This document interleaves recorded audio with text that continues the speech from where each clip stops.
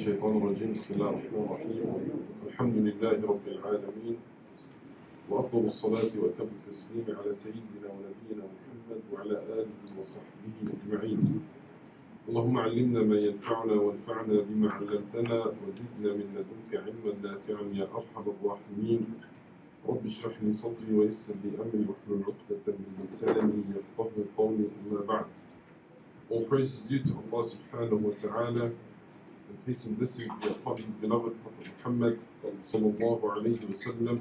We ask Allah subhanahu wa ta'ala to grant us knowledge which is beneficial to us in this dunya and the akhirah, and to keep us away from any knowledge which is unbeneficial to us or harmful to us both in this dunya and the akhirah. My dear brothers and sisters, the topic that we will start with tonight, inshaAllah, is about Uthman ibn Affan radiyallahu anhu, one of the great companions of Islam, the third Khalifa after the Prophet sallallahu alayhi wa sallam. And we talk about Uthman, or the issue that we want to talk about in regards to Uthman radiyallahu anhu, and we'll mention a few in regards to his position in Islam, but this is something that we are all agreed upon. Every single Muslim, he agrees upon the position and high position of Uthman radiallahu anhu with regards to the companions. We all agree upon this, and we all know, and we all put Uthman radiallahu anhu in that highly regarded position. And if this is something that we don't have, then this has to be another lesson. But what we want to speak about today is an important issue, which is the death of Uthman radiallahu anhu, and the circumstances surrounding his death, and how he died, and the reasons why they entered upon him and they killed him. For we are speaking about a Khalifa. We are speaking about the highest rank in the Muslims, the Khalifa. For people to enter into his house and to kill him while he is in his house, there must be something which is major. There must be something which was before this, which we need to understand and we need to learn to preserve ourselves from falling into the same mistake. For the build-up to the martyrdom of Uthman radiallahu anhu, the build-up to this is what is of most importance to us. This is what we want to know. Why did this happen? Why did this happen at an age and at a time so close to that of the death of the Prophet sallallahu alaihi wasallam? For it to happen today, we understand it's 1400 years, more than 1400 years after his death. But to happen so close to his death, this is something which we need to understand. We'll give a short introduction on Uthman radiallahu anhu, his name, and some of the things in relation to him before we start to talk about the build-up to the death of him radiallahu anhu. Uthman ibn Affan, his full name is Uthman ibn Affan Abil As ibn Umayyah ibn Abd Shams ibn Abd Munaf. His lineage connects with the Prophet sallallahu alayhi wasallam at Abd Munaf. This is where his lineage connects with the lineage of the Prophet sallallahu alayhi wasallam. His mother's name was Arwa, and her mother's name was Hakim, the daughter of Abdul Muttalib. The daughter of Abdul Muttalib. So his grandmother was the daughter of Abdul Muttalib. Abdul Muttalib is who? Is one of the, who is the grandfather of the Prophet sallallahu alayhi wasallam. So as well, he is connected to the Prophet ﷺ through that lineage.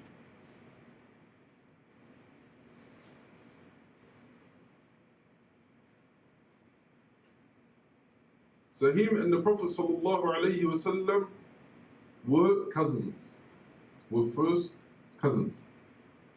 The mother of Uthman radiallahu anha, she entered into Islam and she passed away in his Khilafah. The mother of Uthman, she entered into Islam and she passed away in his Khilafah. Uthman radiallahu anhu, in the time of Jahiliyyah, they used to call him Aba Amr. They used to call him Aba Amr. When his first son was born from Ruqayyah, the daughter of the Prophet sallallahu alaihi wasallam, he called him Abdullah. He called him Abdullah. So they started to call him after that Aba Abdullah. Aba Abdullah. The daughter of, or the son, the grandchild of the Prophet sallallahu alaihi wasallam. His name, and his most famous name, is Dhin Nurayn. Dhin Nurayn. The one of two lights, of two nurs. Why?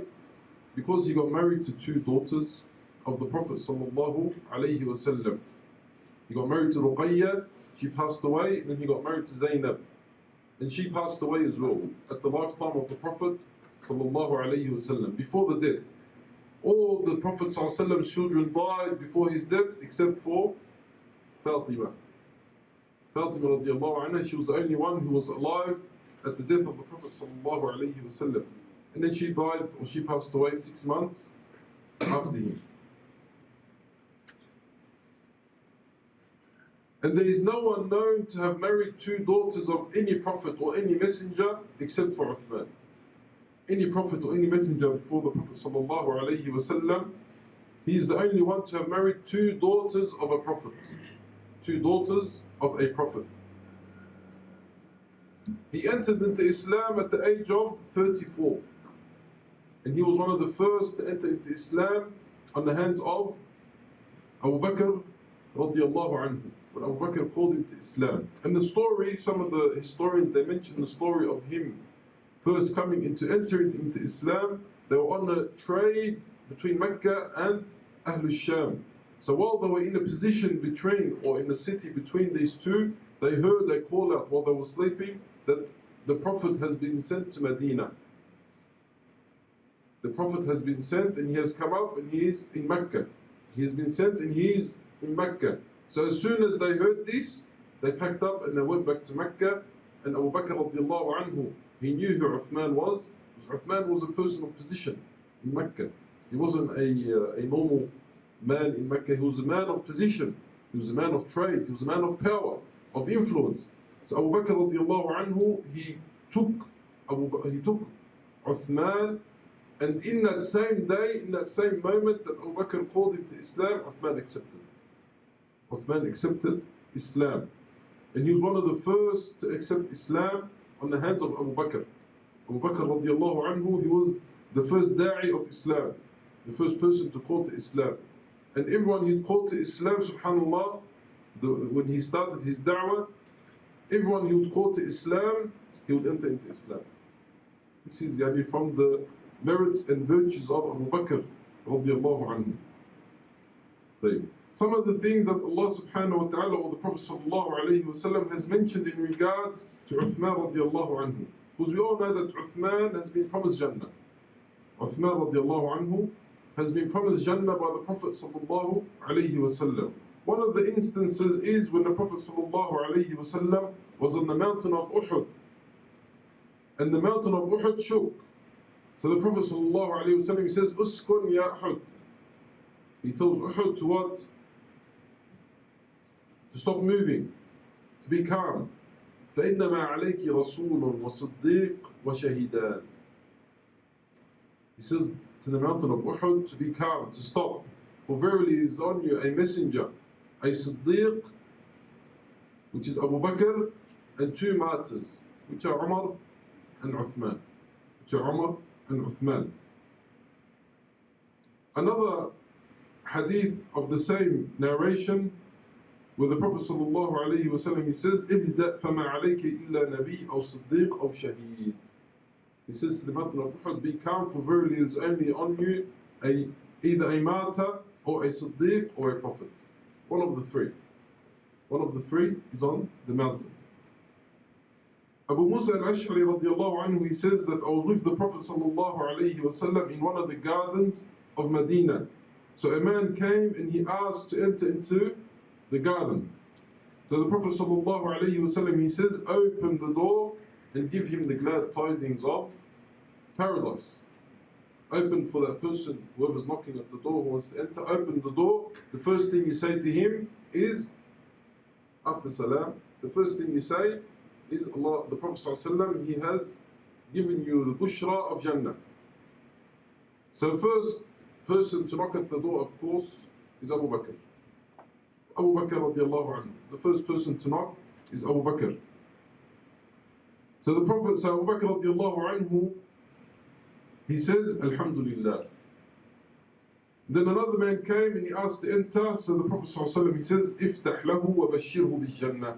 Open as well for him the door and give him the glad tidings of Jannah. So he opened the door and it was Umar radiallahu anhu. And then the door knocked again. So the Prophet sallallahu alayhi wasallam, he says, Iftah lahu wa bashirhu bil Jannah ala balwa tusibuh. افتح له وبشره بالجنة على بلوى تصيبه. He has opened for him and give him the glad tidings of Jannah, but for a calamity that will befall him. For a calamity that will befall him. So it turned out to be Uthman. So he told him what the Prophet sallallahu alayhi wasallam he said. So he thanked Allah subhanahu wa ta'ala and he said, Allahul Musta'an. He said, Allahul Musta'an. When he told him that you will enter into Jannah, but for a calamity that will befall you, he says, Alhamdulillah, Wallahu al-Musta'an. He thanks Allah subhanahu wa ta'ala, and he says that verily it is Allah subhanahu wa ta'ala who will assist him, who will help him in overcoming this balwa, in overcoming this musibah. The Prophet sallallahu alayhi wa sallam, he also mentions in another hadith when Uthman radiallahu anhu, he entered into the house of the Prophet sallallahu alayhi wa sallam. The Prophet sallallahu alayhi wa sallam, he had his knee or his thigh was showing. So when Uthman radiallahu anhu, he entered, he covered his knee and he covered his thigh. So when they asked him, why did you do this? He says, أَلَا أَسْتَحِي مِنْ رَجُلٍ تَسْتَحِي مِنْهُ الْمَلَائِكَةِ. Should I not become shy? Should I not be shy from a man that the angels themselves are shy from him? The angels themselves are shy from Uthman radiallahu anhu. The Prophet sallallahu alayhi wa sallam, in many other ahadith, he mentions the virtues of Uthman radiallahu anhu and the things that Uthman radiallahu anhu did during the lifetime of the Prophet sallallahu alayhi wa sallam, and during the khilafah of Abu Bakr, and during the khilafah of Umar. All the things that Uthman, no one can deny the virtues that he did. But the Prophet ﷺ, he mentioned before his death that Uthman is going to die because of a calamity. And a great calamity will befall the period of Uthman radiallahu anhu. In one hadith, the Prophet ﷺ, he says that the Messenger of Allah, he mentioned some fitna and gave the impression that it would soon come.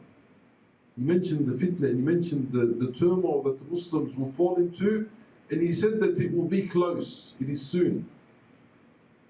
A man passed by with his head covered, and the Messenger of Allah sallallahu alaihi wasallam, he said, on that day this man will be following right guidance. A man with his head covered, he walked past, and the Prophet sallallahu alaihi wasallam, he said, this will be a man who will be on the right path. This is a man who will be on the right path. So Ka'b ibn Urja, the narrator of the hadith, he says, I rushed and grabbed Uthman by the upper arm, then I turned to face the Messenger of Allah and said, this man, the Prophet sallallahu alaihi wasallam, he said, this is the man. This is the man. Another hadith, the Prophet sallallahu alaihi wasallam, he says, there will be turmoil like the horns of cows. But this man and those who are with him will be following the truth. I went and grabbed him by his cloak and saw that it was Uthman ibn Affan. Uthman ibn Affan. So we can understand when we mention these ahadith In another hadith, the Prophet ﷺ, he says, on that day, this man and those who are with him will be following truth and right guidance. I said, the Messenger of Allah, and I turned him face, and it was Uthman. And the Prophet ﷺ, he said, this is the man who will be on the right path. So Uthman radiallahu anhu, he said, or he knew that at his time of Khilafah, and that his death will be a death of turmoil, that his death will be a death of fitna, that during his time there will happen the greatest fitna to ever unfold upon the Muslims, the time of Uthman. And he knew this because the Prophet ﷺ, he warned Uthman radiallahu anhu about these days that will come and the fitna that he will face. So the main aspect that we want to look into with regards to studying this fitna and studying the history of Islam, and when we look into the history books and we want to learn the lessons and we want to look upon that what happened at the days of Uthman and at the days of the other Khilafahs and at the days of the Prophet ﷺ, the main thing that we want to is to learn and to see how these issues unfolded so that we can what? So that we can learn from them and we can better understand and we can better know. With regards to the issue of Uthman and the fitan that happened after it, because Uthman was like the opening of the key, the opening of the door. Once the door was opened, everyone started to enter. And the fitan and the trials and tribulations after the death of Uthman were the biggest trials and tribulations that ever faced this ummah. As I mentioned, for people to reach an extent where they enter into the house of the Khalifa and take his life in his house, this is something which is very big. This is something which is very big. For them to reach this state where they enter into the house of the Khalifa.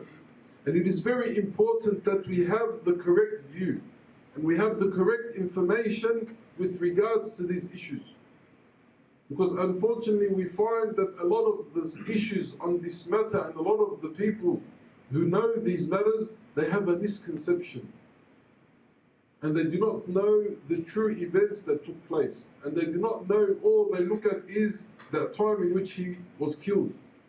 But if we want to understand what was happening, we need to study the history that happened before his death and the build-up and the lessons that could be learned through this build-up, and to a lesson for us to try and stay away from this and try and stay away from this mind frame and this way of thinking. Because throughout the history there has been three types of books which have been written on this issue. Books that have been written by the enemies of Islam. And these are people who are known to be enemies of Islam, where they write these books in attack of Islam. Then we have people who are from the Muslim Ummah who have written books on these issues, but they do not give these issues its full right. And they mix the correct stories with the stories which are not correct. And sometimes they end up with a bad vision about some of the companions. And then we have the people of Ahl al-Hadith and the people of Ahl al-Sunnah wal-Jama'ah who write these issues and only take the history and the narrations in the history books of that which is correct. That which is both correct in its chain and correct with regards to the status of the companions, which is very important. The chain of narration must be correct, and it also must be in accordance to the status of the Sahaba. For we all know the status of the Sahaba. And the Sahaba, to us, it is fard upon us to love them. It is fard upon us to love each and every single Sahaba. So we need these ahadith to be in compliance with the overall view that we have with regards to the Sahaba radiallahu anhum ajma'een. The wisdom of the Prophet sallallahu alayhi wasallam telling Uthman of what would happen. Why would the Prophet sallallahu alayhi wasallam tell Uthman that a fitna will befall you? That a fitna will befall you. Why would the Prophet sallallahu alayhi wasallam mention this? Why would he tell him this? When the Prophet ﷺ, when he spoke about the fitna and he spoke about the turmoil, he wanted to prepare the ummah, he wanted to prepare the Sahaba with regards to them to cope with the day in which this fitna will befall. So it is a warning for them to cope with this fitna. These ahadith contain hints about who would stir up the fitna. The Prophet ﷺ, he gave us hints within the ahadith upon the people who will be leading the fitna, in their descriptions, in who they are, in how they look, in what he gave us a description about them so that we can what? So that we can be warned, so that we can know who they are. One of the descriptions in which the Prophet ﷺ, he said that there would be people who appeared to be believers and to be very strict in their religious commitment, but their understanding and deviant. The understanding would be deviant and their hearts would be twisted, and in general they would be lacking in understanding and knowledge. So they would look like they are people who are religious, people who are on religion, but on the inside they are attacking Islam. In the time of turmoil, in the time of fitna, Allah subhanahu wa ta'ala, He exposes the hypocrites. In every single war that the Prophet ﷺ, he went, the first people to be exposed were who? Were the munafiqeen. They were the first ones to be exposed. So when the fitna comes, the hypocrites and the ones who have hatred for Islam in their hearts, even though on the outside they show love for Islam, these people are what? These people are exposed. These people are exposed. As well, the reports, when Allah subhanahu wa ta'ala, when the Prophet ﷺ, he tells us about fitan and about turmoils that would happen, the most important lesson to be learned from this is that the Prophet ﷺ is telling us to stay away and to not fall into these types of fitan, and to not fall into that which the Prophet ﷺ had warned against, to stay away from the talk, to stay away from the fitna that will befall. This is the main reason the Prophet ﷺ, he warned us.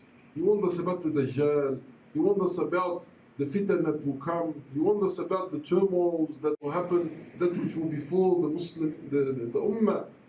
Why did he warn us about this? Why did he tell us about this? So that what? So that we could stay away. So that we could be safe and that we could safeguard ourselves from falling into this. Ibn Taymiyyah rahimahullah ta'ala, he says, after narrating a number of ahadith which speak about the division of the ummah, this idea was narrated from the Prophet sallallahu alaihi wasallam in many reports. The Prophet sallallahu alaihi wasallam, he talked many times about the division of the ummah, which indicates that the division is inevitable in this ummah. So he warned his ummah so that whomever Allah wished would be safe from that. Whomever Allah subhanahu wa ta'ala wished will be safe from that. As we mentioned as well, that when Allah subhanahu wa ta'ala, when the Prophet sallallahu alayhi wa sallam, he mentions this fitan, it is a way in which we need to safeguard ourselves. And we need to understand so that we are what? So that we have knowledge and we know that which is going to happen. So we can see it before it comes to us, and that we can stay away from it, and that we can save ourselves from falling into the fitna which is deadly. Which is what? Which is deadly. As we mentioned, to the extent where they entered into Uthman's house and they killed him. This is the sort of fitna that the Prophet ﷺ, he warned us about falling into. So when the Prophet ﷺ, when he tells us about these ahadith, it is a way of warning for us to stay away from falling into these fitan. Before we can talk about the incident of the death of Uthman, before we can talk about the incident of his death, we need to understand the way that the ummah was at that stage. At the time of Abu Bakr radiallahu anhu, and at the time of Umar radiallahu anhu, the Muslim ummah was what? The Muslim ummah was safe. And the Khilafah of Abu Bakr and the Khilafah of Umar were the most prosperous of Khilafahs, even the Khilafah of Uthman and the Khilafah of Ali radiallahu anhu. But the Khilafah of Abu Bakr and the Khilafah of Umar radiallahu anhu, they held an importance in regards to the Ummah itself. The Ummah itself at that time of Abu Bakr and that time of Umar radiallahu anhum was an Ummah which was still devoted to Allah subhanahu wa ta'ala and was still in high connections with Allah subhanahu wa ta'ala with regards to themselves and with regards to their devotion to Allah subhanahu wa ta'ala.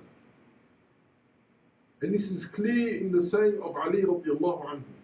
Ali radiallahu anhu, a man comes up to him and he says that why is it at your time and the time of Uthman that there is all fitan, there is all turmoil, there was all fighting, there is all, why is this? Why wasn't that at the time of Abu Bakr and Umar? And Umar and Ali radiallahu anhu, he tells him and he says, because at the time of Abu Bakr and Umar, they had followers like me. They had people like me who were in their lines, who were fighting for them, who were with them, who were standing besides them. Because as for me and as for Uthman, we had men who were like you. We had men who were like you, who want to come, want to complain, want to talk, they want to keep on complaining, and they don't want to do any work.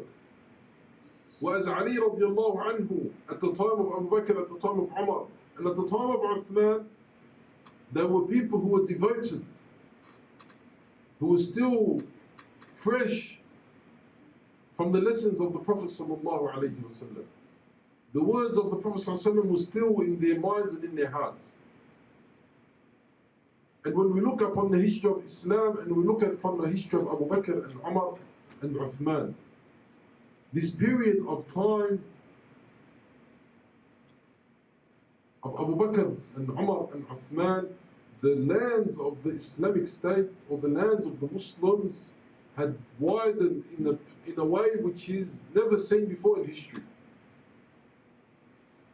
It's never been seen in history before or after. The way in which Allah subhanahu wa ta'ala, He opened the lands for the Muslims on the hands of Abu Bakr, on the hands of Umar, especially in the hands of Uthman radiallahu anhu. The lands of the Muslims were so great. We need to comprehend and understand that the two largest empires were what? Were destroyed. The Persians and the Romans. From Iraq on one side and from the Bilad al-Sham on the other side. So the lands of the Muslims had opened in a way which was unhistorical. And this was the promise of the Prophet sallallahu alaihi wasallam. This was the promise of the Prophet sallallahu alaihi wasallam. But to understand the state of people at the time of Uthman, this opening and this widening of the lands of the Muslims plays a big role.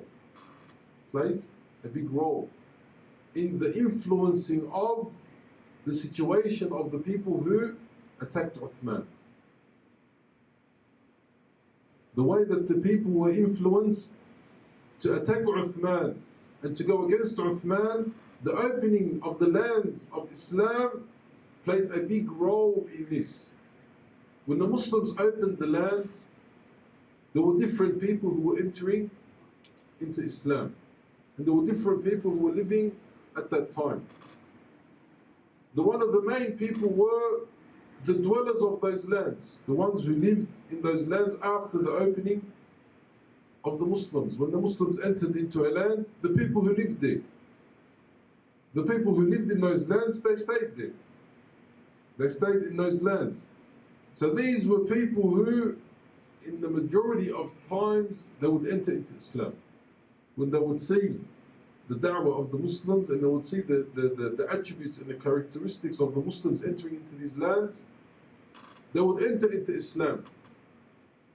But because of the wide lands that have been opening and the big numbers of Muslims entering into Islam at the time of Uthman, it was very, very hard to keep up.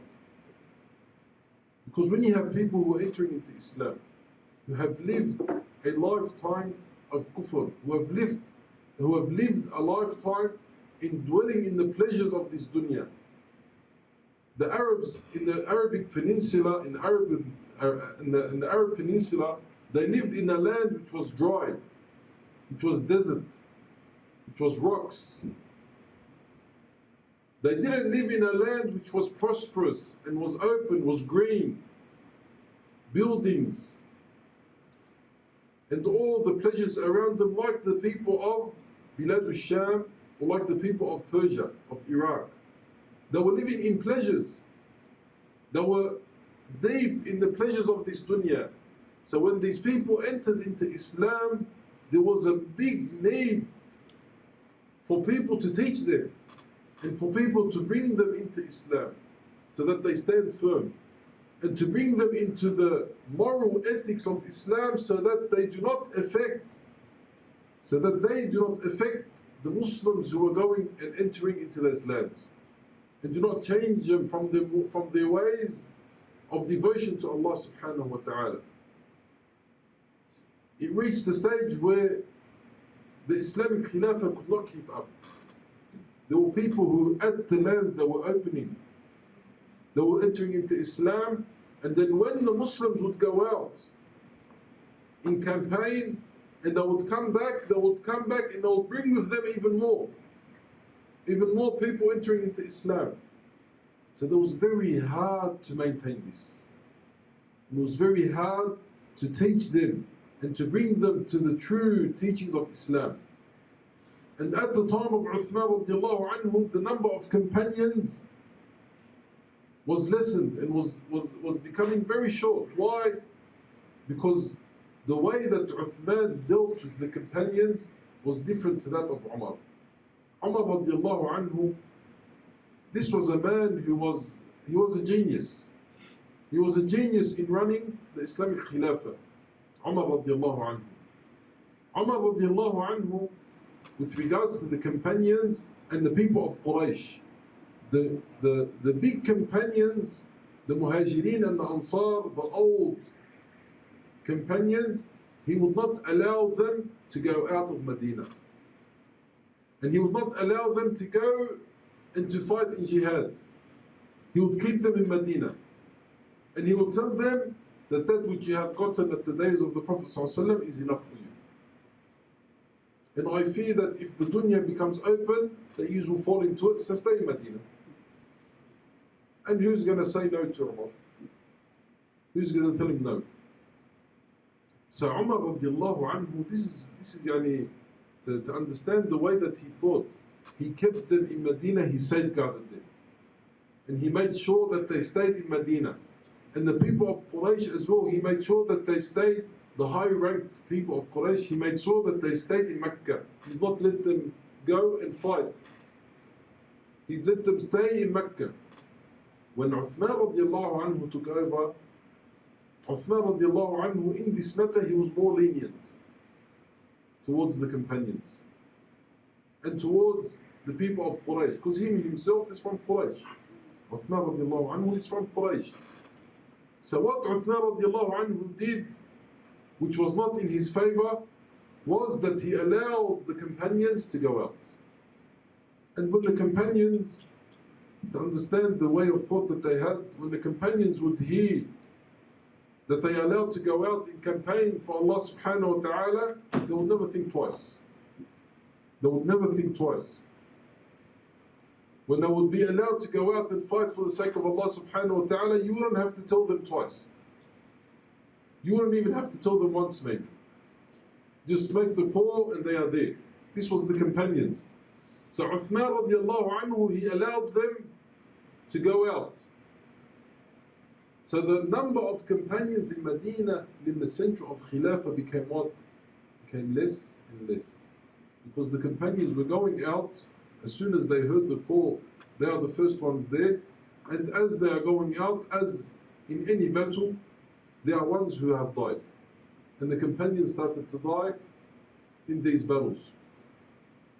So the number of companions became less and less, except for the ones who were put as head of states in the different states of the Muslim lands.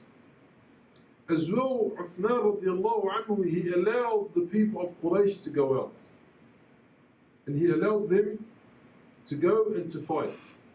And when they went and they fought and they opened the lands and the time of Uthman, the amount of booty that was entering, the booty of war that was coming back to Medina was unhistorical. Everything was there, no one needed anything. Everyone was getting more than what they needed. And the ones who were coming back were just gathering. That's why Umar radiallahu anhu, he would not allow the people of Quraysh to go. Because he knew that when they go and when they opened these lands and they came back with all this wealth, they would gain more power. And they would gain more allegiance, and people will start following them even more. So he kept them as they are. Uthman radiallahu anhu, he allowed them to go, and they were one of the reasons in the lead up to the death of Uthman radiallahu anhu. Another thing that Uthman radiallahu anhu he did with regards to this is the people of Ridda, the apostates at the time of Abu Bakr, the ones who committed Ridda at the time of Abu Bakr. Abu Bakr radiallahu anhu, he fought them. And most of them returned back to Islam. The ones who returned back to Islam, Abu Bakr radiallahu anhu, he was very strict with them. Abu Bakr radiallahu anhu, he was very strict, to the point where he would not allow them to go in any campaign. In any campaign that the Muslims were going out, Abu Bakr radiallahu anhu, he told them he's not allowed. And Abu Bakr radiallahu anhu, he stayed on this until he passed away. At the time of Umar, he allowed them to an extent. He would allow them to go and he would set a time for them. And he would tell them, you have to come back. Or he wouldn't put them as a emir, he wouldn't put them as a leader of a group. He would not give them that position of power. At the time of Uthman radiallahu anhu, he became more lenient with them, and he started to what? He started to allow them to go. He started to allow them to go freely. And when they left Medina, and when they left the eyesight of the Khalifa, they went back, and that which was in their heart exposed, truly came out. And after even 13, 15 years of sitting and waiting, it was still in the heart. It didn't leave. They still had that hatred, they still had that thing towards Islam. As soon as they got the position or the opportunity to leave and to go, that which was in their heart came and it was exposed. That's why we mentioned before in the importance or the lessons. Why did the Prophet ﷺ tell us about these turmoils? Is that the hypocrites would what? The hypocrites will be exposed at that time. Allah subhanahu wa ta'ala, He will expose the hypocrites, He will expose the enemies of Islam. And with the people of Ridda, when Uthman radiallahu anhu, when he allowed them to go out, they were exposed. Allah subhanahu wa ta'ala, He exposed them to the Muslims, and that which they were hiding in their heart came out. So when we look at the society at that time, Medina itself is protected until they came in and they fought Uthman. But when you look at the society which was around the Muslim lands, and the mixing that happened between these different levels of people, between the Christians and the Jews, interacting with the Muslims, the people of Ridda that we mentioned, when they went and they started as well mixing, the people, the newly ones who were entering into Islam, the ones who have newly entered into Islam, but they haven't yet what? The Iman hasn't entered into their heart. They are still on their old ways. They are still on their old ways. Even today, in our days today, when you find someone when he enters into Islam, or a person who he starts to pray, if he does not leave his old ways, if he does not leave his old habits, then this will be a very bad impact upon him in his Islam. There's no such thing as you being in Islam and at the same time having your old habits that you had before, and having doing that which you used to do before Islam. Islam, it comes and it straightens, and it gets rid of all the filth that has happened before. Islam is a religion that purifies the actions, the character, the look, the mind state of the one who enters into Islam. And the one who wants to follow Islam is, well, he has to be filtered and purified by these. So these people who are entering into Islam and the lack of teaching that they were getting, because of the great numbers, this is the society in which there were, or the rumors that started to spread. This was a society which was easily accepting of it. They easily accepted these rumors, and they easily accepted the talk that was happening. They easily accepted the talk that was happening about Uthman. They easily accepted the rumors that were going on. Why? Because they were not what? They were not trained in knowing that which is right and that which is wrong. They were not trained in understanding. That's why we will find that none of the companions, the great companions, none of the big companions, you will never find with the issue of Uthman especially, you will never find that any of them went against him. Many of the companions, they advised him. And this is beautiful, this is permissible. Ali radiallahu anhu himself, he went to Uthman and he advised him on certain issues that were taking place. And this is advice, this is beautiful. But none of the companions went to the extent where they went against him and they talked about him. And they were with the ones who came and they tried to kill him. None of the companions went through that. Why? Because they knew. Because they knew who Uthman radiallahu anhu was to begin with, and they knew the merits of the companions. But these newly entering people into Islam, and these people who were people of the Ridda, the apostates, the ones who were hiding hatred for Islam. And another category which is very important was the Bedouins, Al-A'rab. Allah subhanahu wa ta'ala says, Al-A'rabu ashaddu kufran wa nifaqan. That the A'rab are even greater in kufr and nifaq towards Islam. وَأَجْدَرْ أَلَّا يَعْلَمُوا حُدُودَ اللَّهِ. And even more to the extent that they will not know the limits of Allah subhanahu wa ta'ala. That's why Allah subhanahu wa ta'ala says in the Quran, قَالَتِ الْأَعْرَابُ آمَنَّا. The A'rab, they came to the Prophet sallallahu alaihi wasallam and said, we believe, we have Iman. What was the response of Allah subhanahu wa ta'ala? قُلْ لَمْ تُؤْمِنُوا وَلَكِنْ قُولُوا أَسْلَمْنَا. Don't say that you have that level of Iman, but say that we are what? That we are from the Muslimin. وَلَمَّا يَدْخُلِ الْإِيمَانُ فِي قُلُوبِكُمْ. Why can they not give themselves that title of Iman? Because Iman has not penetrated the heart. So the Bedouins were one of the biggest avenues in which the enemies of Islam used them to fight against Islam, because of the characteristics that they had. At the time of the Prophet ﷺ, he controlled them. And he knew how to deal with them. He's the Prophet ﷺ. At the time of Abu Bakr, at the time of Umar as well, they started to show, they started to come out. At the time of Uthman, the enemies of Islam realized the importance of having these Bedouins on our side.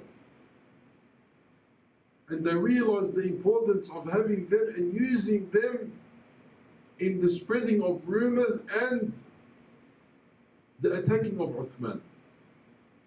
So the Bedouins played a big role. The A'rab, they played a big role in the death of Uthman radiallahu anhu. One of the main characteristics of the Bedouins is that they were a people who were very harsh. The Bedouins, the A'rab, even till today, subhanAllah. The Bedouins, the A'rab, they're very harsh, they're very stern. and they think that they know everything. And they do not respect anyone. And they do not look up to anyone. So when these A'rab entered into Islam and they memorized some of the Quran, that's why they used to call them the Qurra. They used to call them the reciters of the Quran. They would memorize the Quran, and as soon as they memorize some of the Quran or some of the Hadith, they think themselves they have become scholars. And they think to themselves that they do not need anyone. They do not need no companion, no tabi'i. They do not need anyone. We understand. This is our knowledge. And when the people, the enemies of Islam, they saw these attributes, these characteristics in them, they saw that they are people who do not listen to anyone. They are people who take their own opinion. And to them, they think that they are what? They think that they are on the right path. They think that they are on the right path and anyone else is wrong. Because of what? Because of some of the Quran that they have memorized and Ahadith that they have memorized. And they think that they are what? They think that they are the scholars of Islam and do not accept from anyone and do not take from anyone. Even in the existence of the Sahaba, even in the existence of the companions, they will not take from them. They will say, why should I take from them? He's a man, I'm a man. He has Quran, I have the same Quran. He has a Hadith, I have the same Hadith. But it is not about the quantity. Ilm is not about the quantity. Ilm is about the understanding, and the fahm, and the learning, and the studying. This is ilm.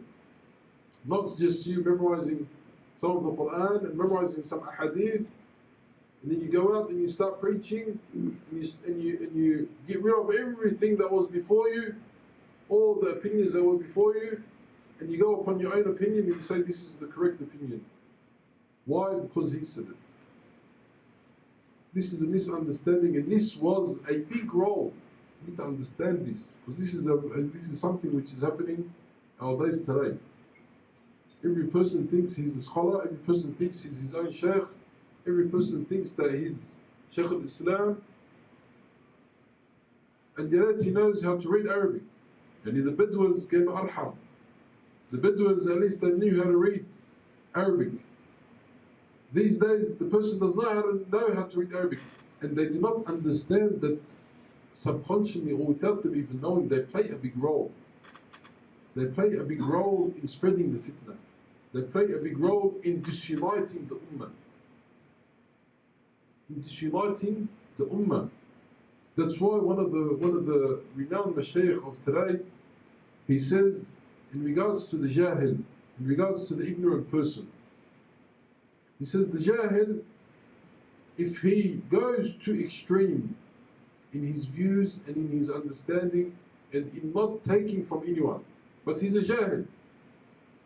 He's a jahil. He's not studied, he's not sat under the mashayikh, he's not sat under the ulama, he's not done any of this, he's a jahil. He says the jahil, if he goes into extreme, and he goes into views which are extreme, and he starts thinking that everything he knows is correct and everything else is incorrect, he says that this jahil, there is a big chance that he will fall into what? He will fall into takfir. He will fall into takfir. And the same jahil, if he becomes too lenient and he sits back and he doesn't do anything, which is as well a big number of people today, you find every second word on their tongue is kufr, swearing to Allah subhanahu wa ta'ala, swearing to the Prophet, making fun of the deen, making fun of the religion. The jahil, when he becomes too lenient and he turns away and he sits back, he says, رُبَّمَا كَفَرُ. He might fall into what? Into kufr. The first one, he might reach a stage where he'll start doing takfir on people. Why? Because he did not follow an opinion of mine. The other side, that they will become too lenient, that they might reach a stage where they'll become what? Well, they'll fall into kufr. Two extremes. The two extremes. The Bedouins, they had the extreme side of what? Of takfir. The Bedouins, they had the extreme side of takfir. And later in the history of Islam, if we come to a stage where we talk about the Khawarij and we talk about their views and their understanding, they were Bedouins. The Khawarij were Bedouins. Originated from the fitna of Uthman. They continued and they were known as the Khawarij. Why? Because they had that understanding. This is what we understand, you're against it, kafir.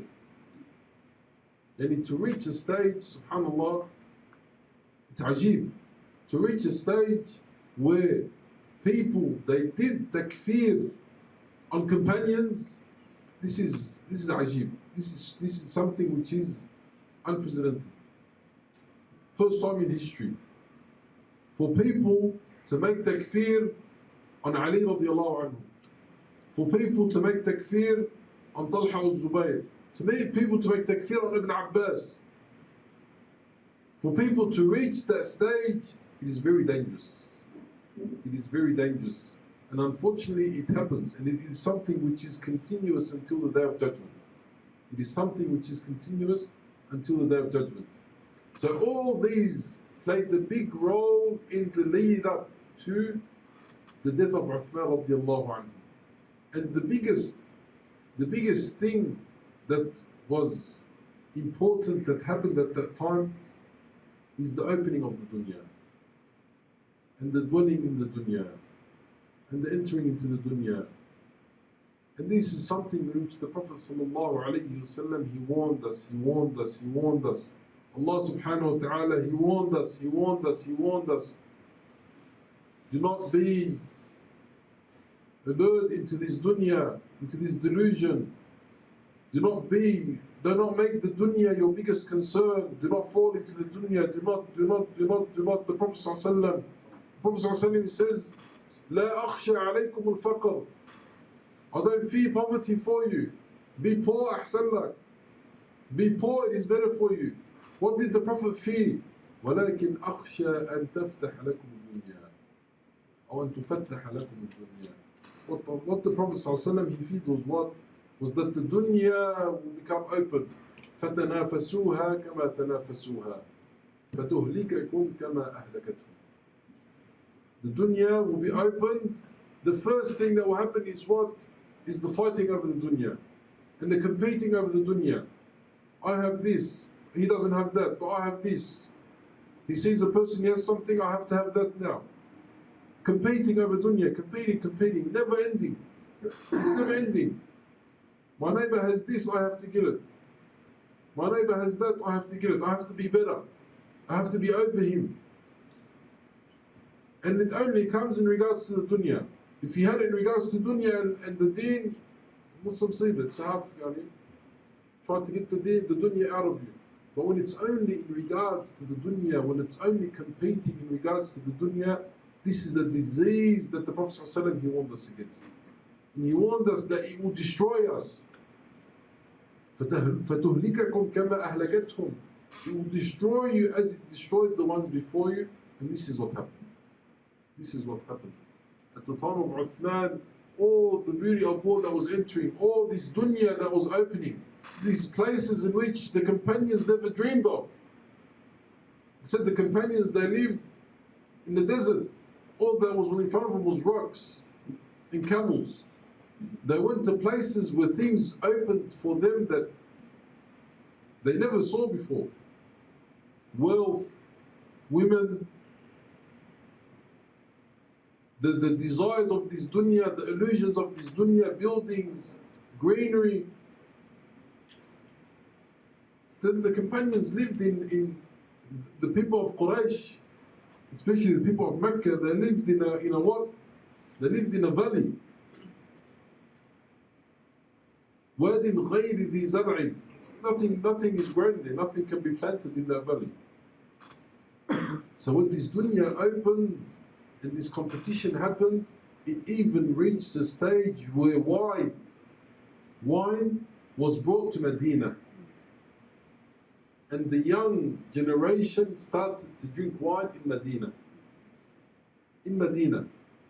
And Uthman radiallahu anhu, whoever he would find doing this, he would what? He would punish them. And he put a punishment for the ones who were drinking wine. Because they started to drink wine and drunkenness started to happen, and the whole story started from to begin in the Medina. In the Medina of the Prophet ﷺ. This is how much the dunya opened. Until Uthman radiallahu anhu, he started banishing people from Medina and kicking them out. When he found, especially the highly, the rich, especially the sons of the rich people, or the sons of the big names of Medina, if he caught them, he would banish them from Medina and he would kick them out. And he had a lot of trouble because of this. A lot of the rich men, they started complaining, and they also played a role in the fitna or the death of Uthman radiallahu anhu. So all this build up, Imam al-Zuhri rahimahullah ta'ala, he says that the first 6 years of the Khilafah of Uthman was the same as that of the Khilafah of Umar and Abu Bakr. It was after that 6 years in which the people started to change. And the expeditions became more and more, and the openings became more. And one of the most important aspects as well, or the lead up to the fitna of the death of Uthman, was the what? Was the pausing of expeditions. The Muslims reached a stage where there's nowhere else to go. They don't know where else they can go. They reached in the north of Syria, they reached Al-Qustantiniya. They reached the great, the big fortress of Constantinople, which they couldn't enter. They didn't enter until years down the track. So there was nowhere to go there. On the other side, Iraq and those areas as well, they reached the places where they couldn't go anymore, any further. In Africa, the same. In Africa, they reached to the edge of Africa, to Morocco, and those areas. To the state where the companion, he entered into the sea on his horse, and he said, if I knew that there was anyone across this water, then I would what? Then I would go, I would cross. So they reached the level where they didn't know where to go. So the pausing happened. The expeditions paused. And with the pausing of the expeditions, the fitna started to come in as well. People had nothing to do. The men had nothing to do. They had their wealth, and all they would do would sit and eat and drink and sleep. Nothing to do.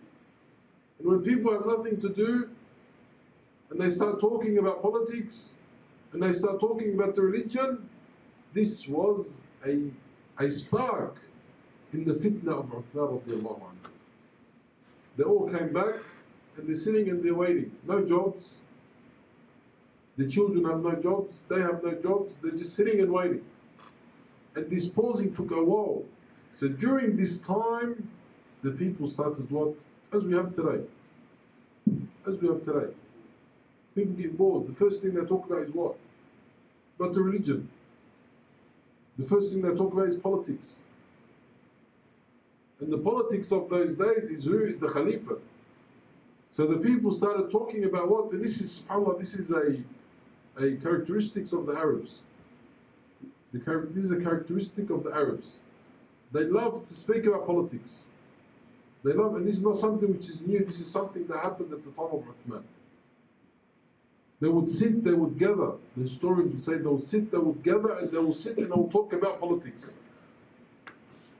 But the difference between our politics today and the politics then is that our politics today, it's alright to speak about them. But when you have the politics of those days, which is the Khalifa, which is Uthman, then this is a problem.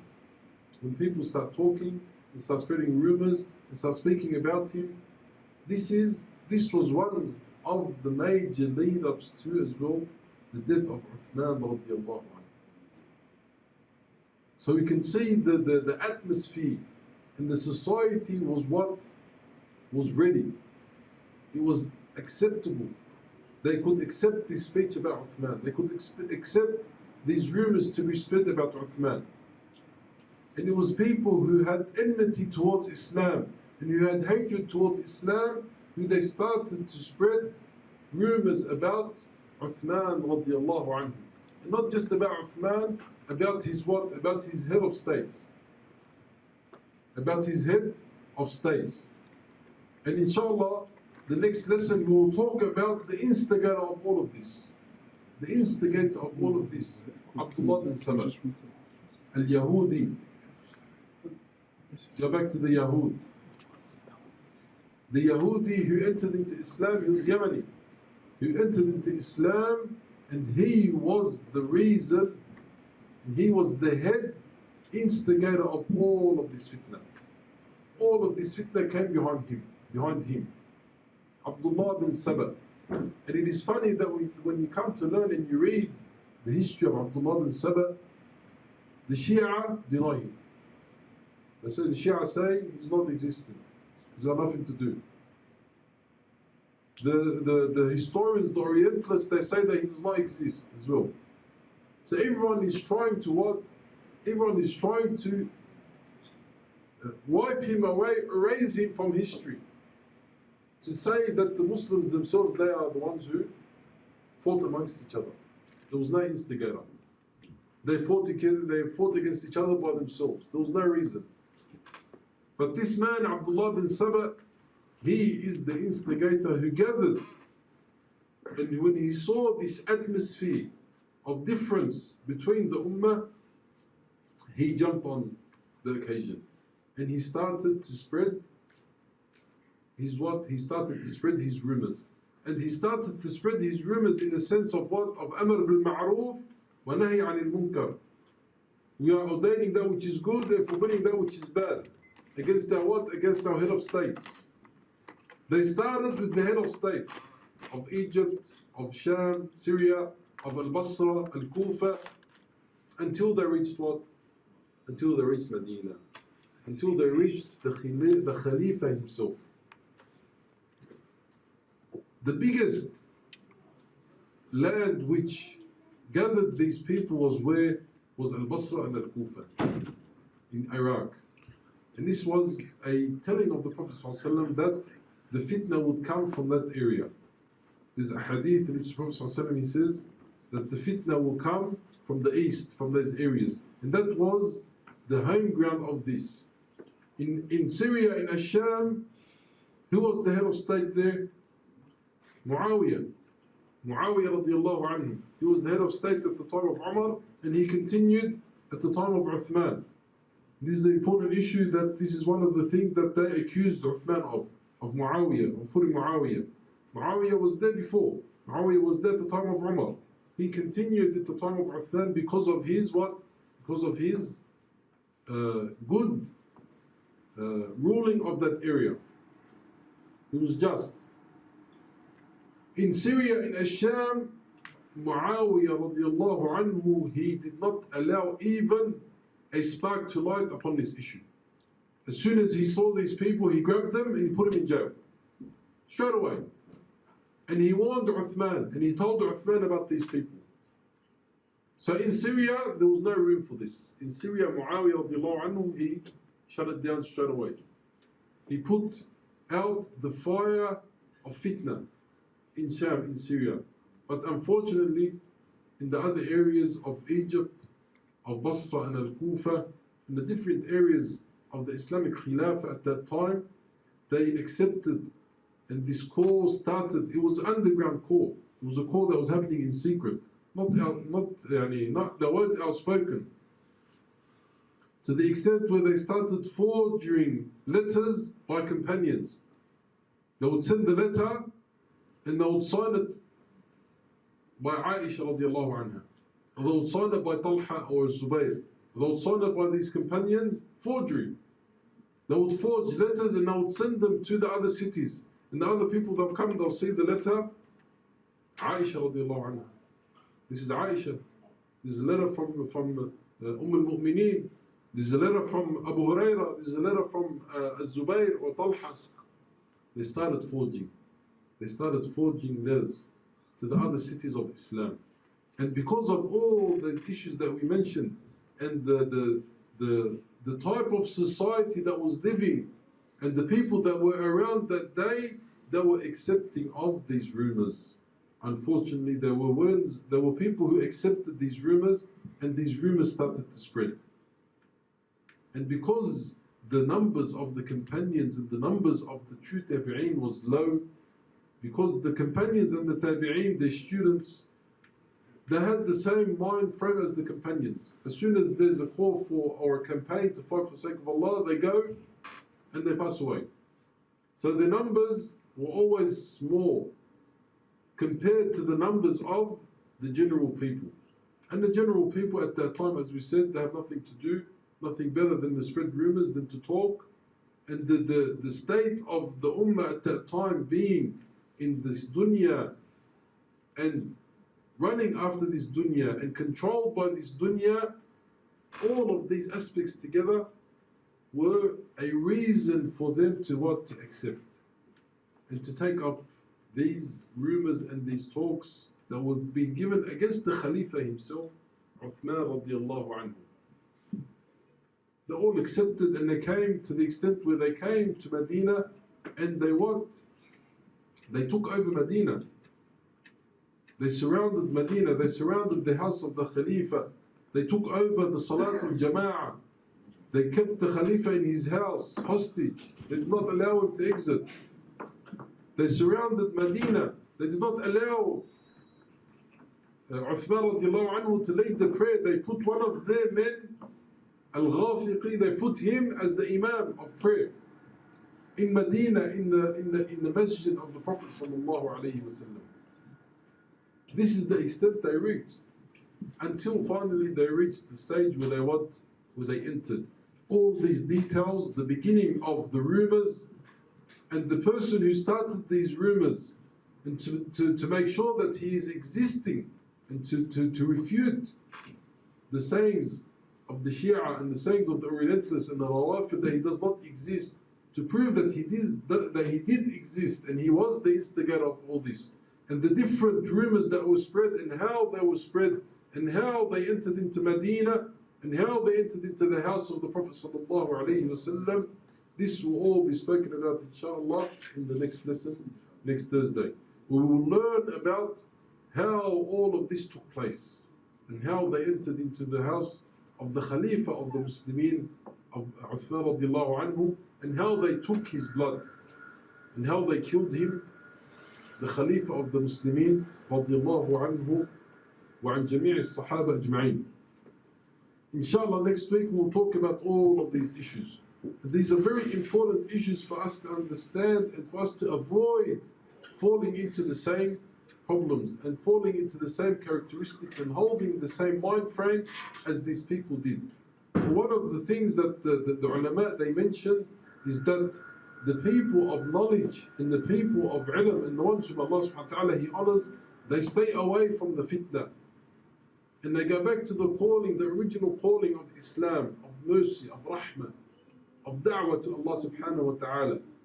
And they mention that this group of people who will be like this, the general Muslims themselves, they will look at these people strange. And they will think that these people are not on Islam and they are not on the deen.